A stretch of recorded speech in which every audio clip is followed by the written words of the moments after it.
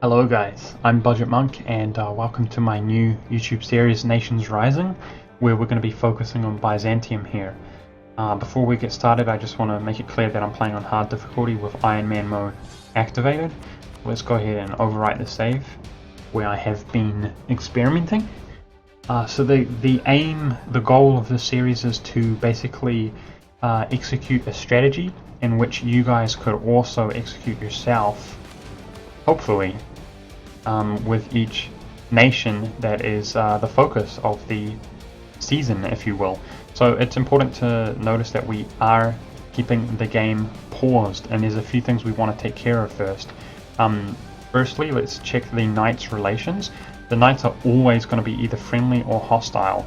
If they are friendly, we're going to go ahead and ask for an alliance, and we're going to unpause the game just for a day or so, there we go, for them to accept that alliance. We're about to go straight to war, so some allies are better than nothing, and you'll find that the knights are the only nation that you can actually ally right off the bat.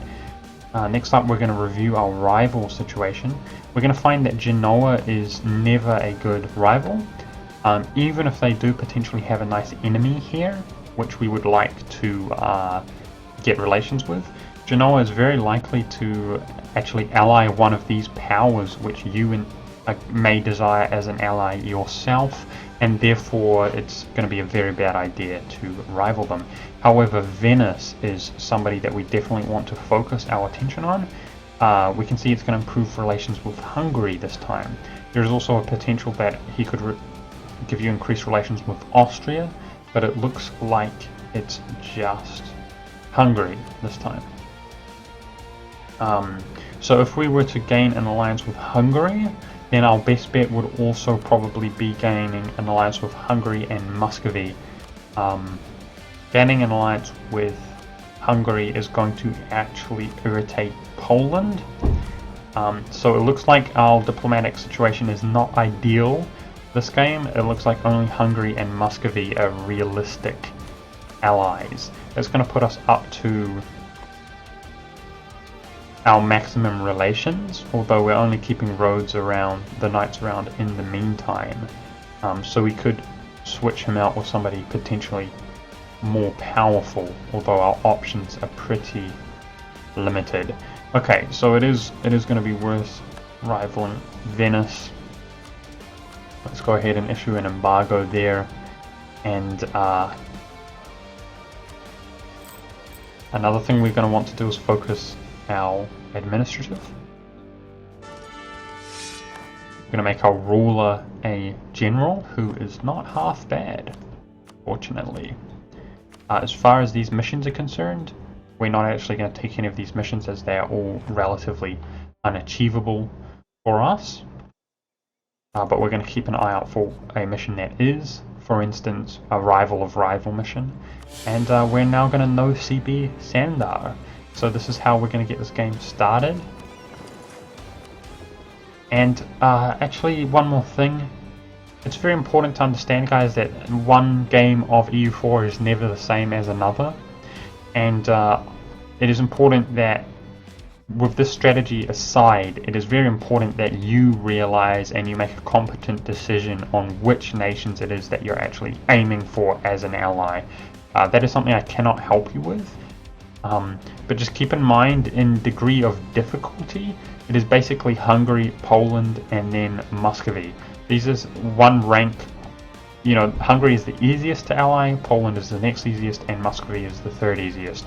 Anybody else like Austria is damn near impossible unless they flip friendly, and they're not realistically going to flip friendly unless you have a lot of time and a lot of enemy, like for instance, if he was rivaling Venice, then we could work on getting Austria eventually, like maybe after 20 years. Anyway, let's get this war going. Again, we're looking out for a mission that we can actually achieve, but it is not too much of a concern.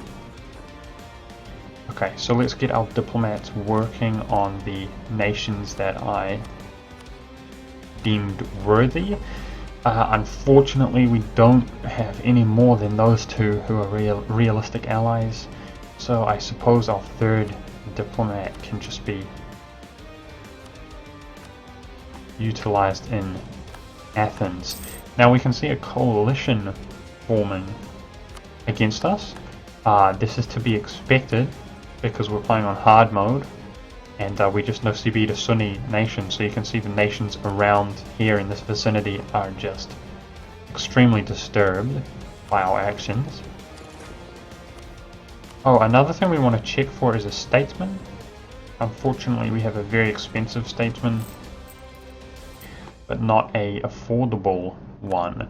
Now the Ottomans just warned us, and if it was not apparent, that is the main reason we kept the game paused, is so we could actually execute this war without the Ottomans joining. I'm going to prioritize cogs as my fleets. I want at least 9 cogs, because we're basically going to be behaving like strictly a naval power for a while. Having 9 cogs is going to allow us to transport 9 troops at a time, obviously.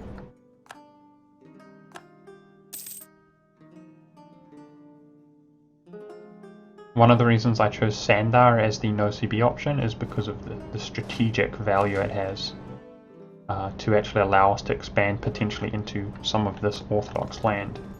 Okay, we can see the Crimea is already jumping on Theodoro.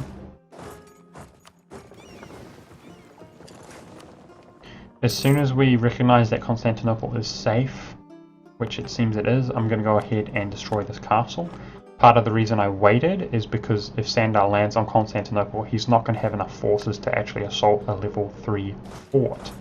But we can now see that that's a non-issue, and we're going to go ahead and slowly siege up Sandar. Boost our stability here.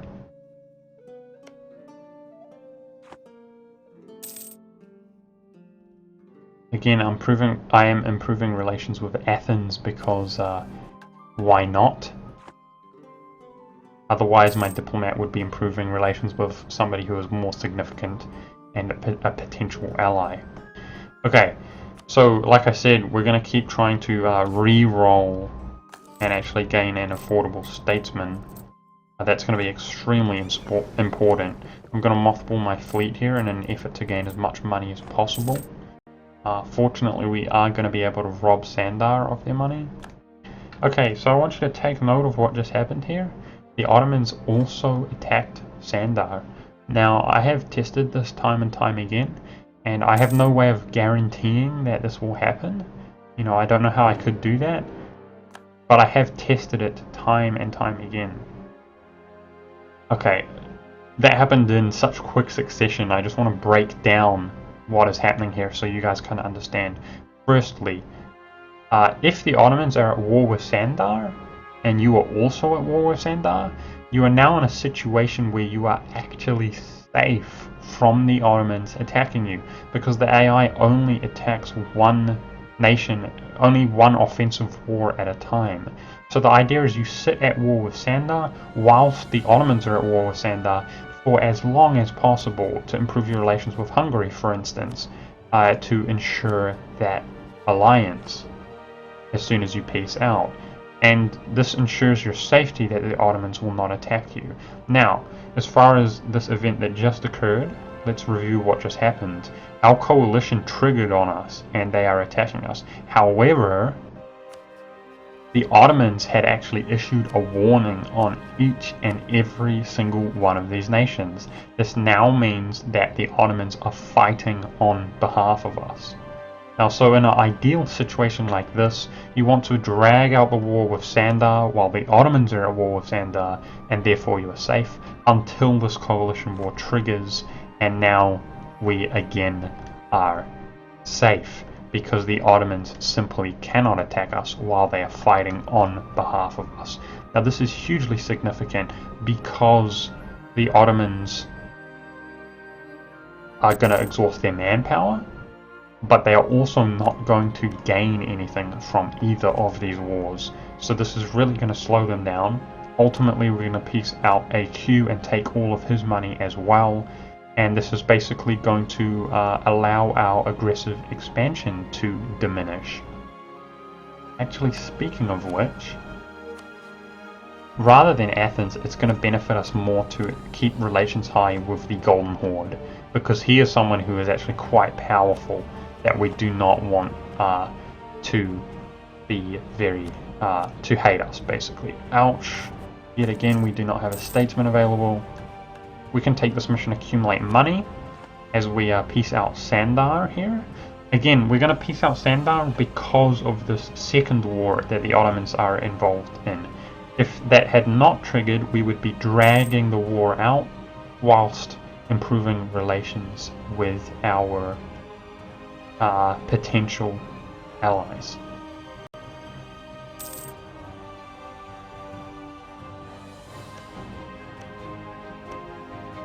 Okay, as soon as we take this, these Sandarian provinces,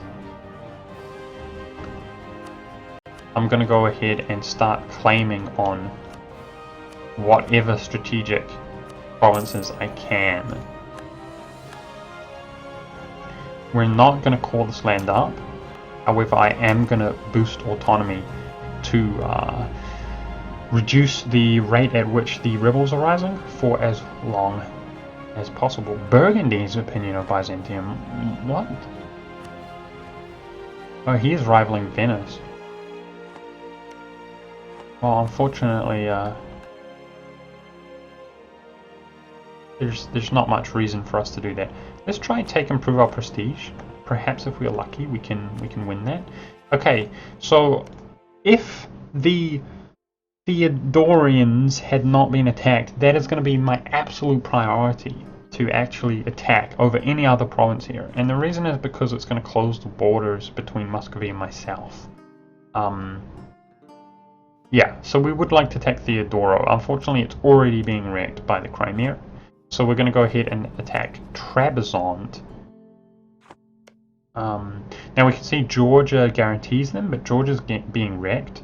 And yeah, so we will go ahead and claim Trebizond before something changes and we miss out on our opportunity to take this province, which is Pontic and Orthodox, so it should be incorporated into our country relatively easily, as we are Byzantium and we have a cultural union over all the Greek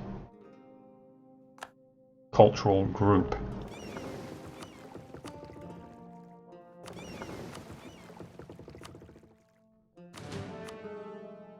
So we're just going to chill at war with... Wait, we haven't... Oh, never mind, we did get that mission of gaining money. Whew. How much do I want this general?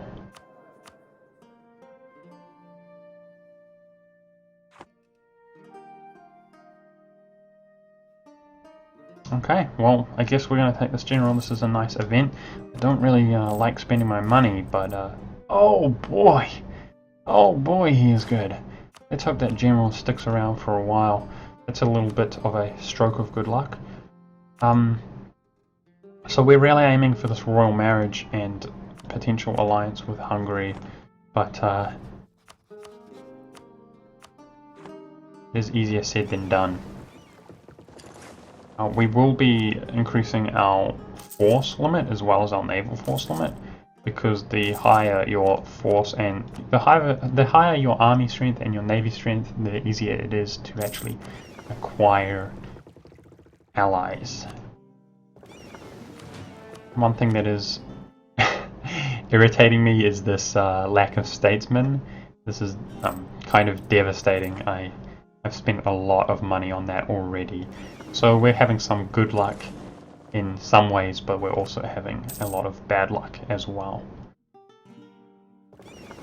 So it looks like it's just a matter of time here until Georgia will actually be a vassal of QQ.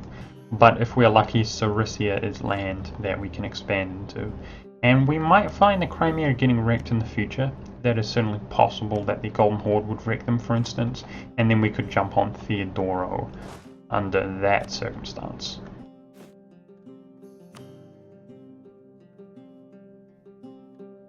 Okay, we'll go ahead and make a galley as our last fleet. I think 9 transports is going to be enough for us right now. Come on, statesman, baby. Gosh darn it. We'll try again. We are making quite some money after deleting both of our castles.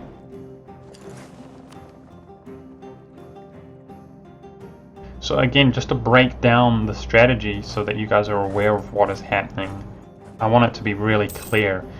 You attack Sandar and the Ottomans will attack Sandar. Under that circumstance, you are safe from the Ottomans attacking you. And you want to bide your time and improve relations with your potential allies. If you are lucky, this coalition war will trigger whilst the Ottomans are still at war with Sandar, and then they will actually defend you because of the warning. And therefore, at that stage, you can peace out Sandar whilst continuing to improve your relations with your allies. You're looking at any opportunity that you have at all to expand into this region in particular, where people are quite vulnerable. You're more powerful than they are. Once that has finished, hopefully you have obtained an ally enough to actually deter the Ottomans from attacking you. For instance, Hungary should be enough to deter them from attacking us. And in the meantime, while the Ottomans are not actually expanding in their own right, we might see a few things which are likely to happen. For instance, Venice might take Albania, and that will increase the friction between the Ottomans and Venice. And if a war is to break out between the Ottomans and Venice, then we have the potential to abuse either of the losing side. And that also applies with the Mamelukes and Venice.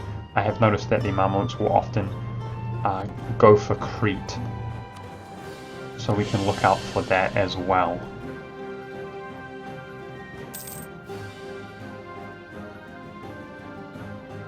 I might go ahead, guys, it's been a little bit short here, but I might go ahead and call this an episode. I'm going to be aiming for about 30 minutes each episode, but the reason I'm going to go ahead and call this here is because this has actually been so flawless. You know, you might find yourself having to try this a few times and your RNG is not so favorable, but this has been so nice and executed so flawlessly, and we've had decent luck, that I might just go ahead and call this here, and we can continue on in our endeavors next episode. Okay, the Crimea analysis is a rival.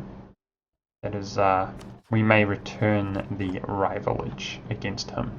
Anyways, I hope you guys enjoyed. I hope you appreciate the strategy, and I hope that it works out for yourself if you do try to execute it. So I hope you enjoyed, and I will see you next time. Make sure to watch me live if you can. Go ahead and follow me with the link below on Twitch, and I'll see you live as well. Peace out, guys.